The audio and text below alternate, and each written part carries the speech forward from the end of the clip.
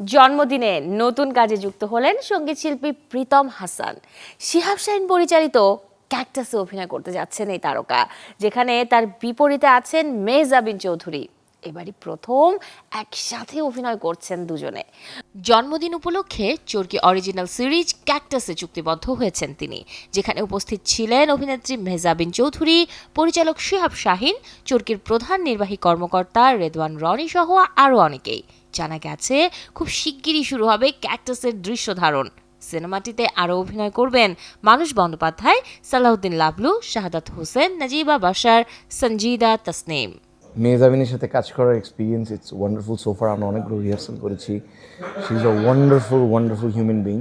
আমার মনে হয় আমি খুবই লাকি যে আসলে ওনার মতো একজন অভিনেত্রী আমি পেয়েছি এই প্রজেক্টের জন্য। আমি সবসময় এমন ডিরেক্টরদের সাথে কিংবা এমন প্রজেক্টের সাথে জড়িত থাকতে চাই যে এখানে আমি আসলে চ্যালেঞ্জড ফিল করব এবং নতুন করে আমার আন্ডারস্ট্যান্ডিং অ্যাজ অ্যান আর্টিস্ট কতটুকু একটা চরিত্রের প্রতি, সেটা আমি আসলে নতুন করে ডিসকভার করব। এই গল্পটা যখন চরকি ক্রিয়েটিভ টিমের সাথে আমরা বিল্ড আপ করি, তখন থেকে একটা ভিশন ছিল যে একটা গ্লোবাল স্ট্যান্ডার্ড কিছু একটা স্পাই ইউনিভার্স ক্রিয়েট করা আমাদের।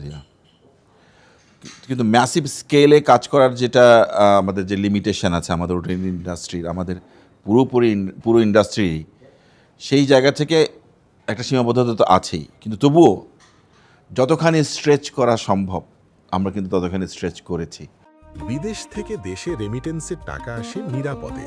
তাই আজই আপনার আপনজনকে বলে রাখুন, রেমিটেন্সের টাকা যেন শুধু নগদেই পাঠায়।